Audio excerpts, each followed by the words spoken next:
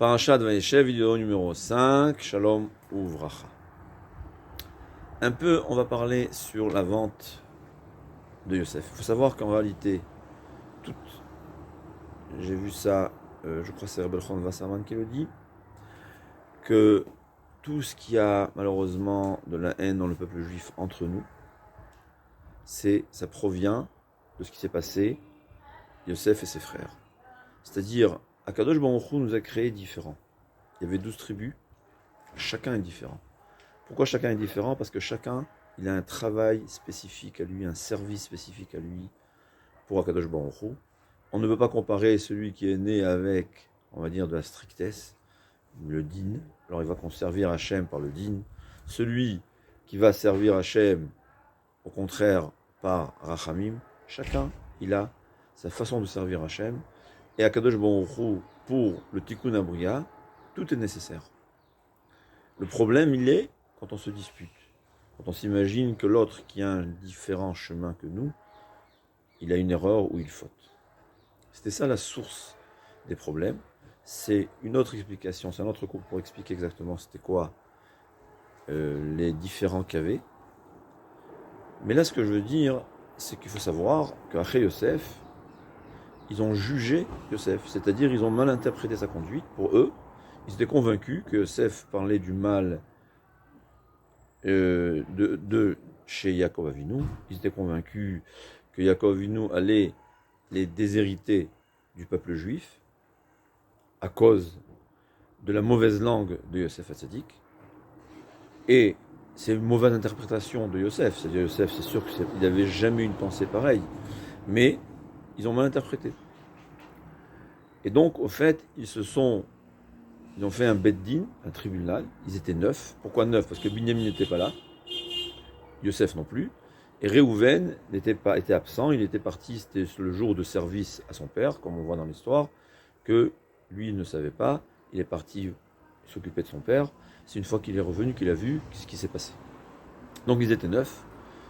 Et ils se sont installés pour juger Yosef. Et ils sont arrivés à la conclusion que d'après la Torah, Yosef c'est un rodef, c'est quelqu'un qui veut nous tuer. Et donc, nous, on va le tuer. Mais c'est écrit qu'il faut que la Shrina, Akadosh Baruch Hu, soit avec eux. Donc ils ont même mis Akadosh Baruch Hu avec eux. C'est-à-dire ils l'ont associé à leur tribunal. Comme ça, ils sont 10. Et à 10, ils ont décidé que Yosef mérite la peine de mort. C'était une erreur. Mais ils s'imaginaient que c'est ça la volonté d'Hachem. Et ça, il faut savoir que toute la faute de nos patriarches, toute la faute dans le Tanakh, c'est pas qu'ils avaient une guerre entre on veut faire le mal et on comprend qu'il faut faire le bien. C'était des erreurs de compréhension de la volonté d'Hachem, qui provient au fin fond du cœur d'un problème. C'est pour ça que c'est une faute. Mais c'était ça, les erreurs en général.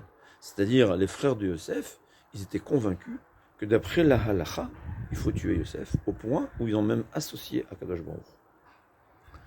Et là, demande Raphaël Shmulevitz, alors qu'est-ce qu'on veut d'eux? Raphaël Shmulevitz, il a dit, c'était dans le temps, il y avait un certain rabbin qui avait permis quelque chose que tous les autres grands rabbins n'étaient pas d'accord avec lui. Il avait dit qu'il y avait 10 rabbins qui s'étaient associés à lui, qui avaient signé, qui étaient d'accord avec son psaque, qui permettait quelque chose que la majorité pensait que c'était interdit, mais ils ne veulent pas se dévoiler. Ils se cachent. Et là, Raphaël Shmulevitz, il a dit, si Achei Yosef était 100% convaincus qu'ils avaient raison, c'est écrit qu'ils ont mis en chérem, ils ont interdit à qui que ce soit de dévoiler à Yaakov Avinu qu'ils avaient tué son fils Yosef. C'est la raison pour laquelle Akadosh Baruch Hu n'avait pas le droit de dévoiler à Yosef, à Yaakov Avinu, que Yosef a été vendu, était en vie, parce qu'ils avaient mis en quarantaine, ils avaient fait un nidou, ils avaient interdit à tout le monde, à qui que ce soit, de dévoiler ce secret. Yitzhak Avinu aussi, Beroach HaKodesh, il le savait, mais il ne pouvait pas le dire à son fils, parce qu'ils avaient interdit.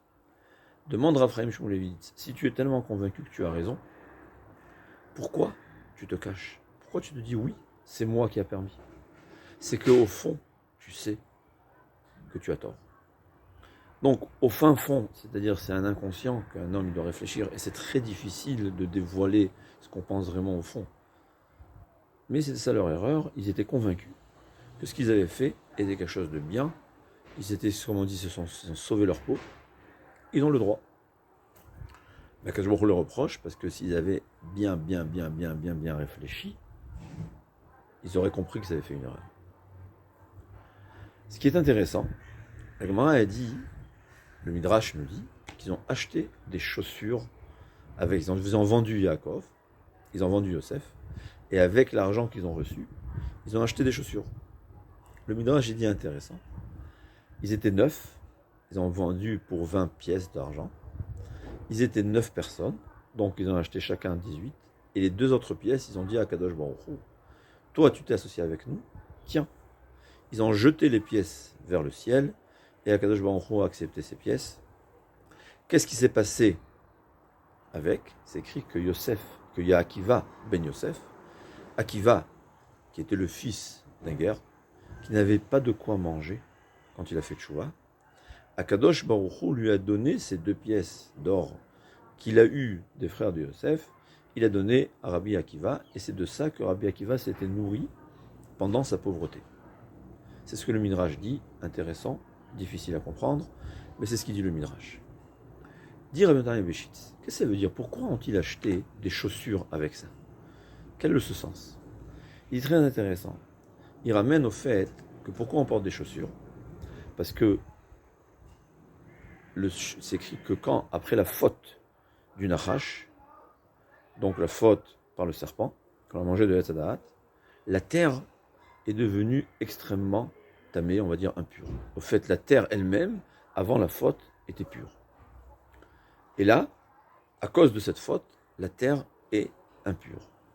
Il dit que Na'al, c'est Rachetevot, Nachash Afar Lachmo, c'est la faute c'est-à-dire le Nachash, le serpent, le sable, c'est son aliment. Il dit pourquoi on met des chaussures?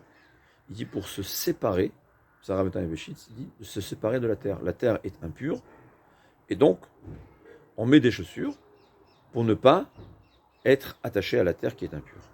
C'est la raison pour laquelle que dans le Beth Amikdash, on n'avait pas le droit de mettre des chaussures, parce que le sol du Beth Amikdash était pur, était saint.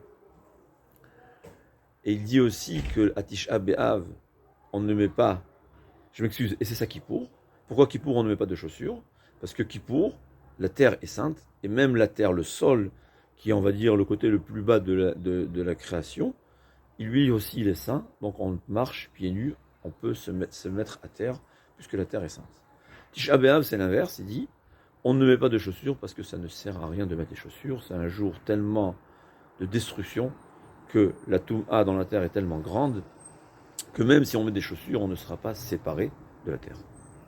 Il dit, Aché Yosef, ils étaient le saint des saints.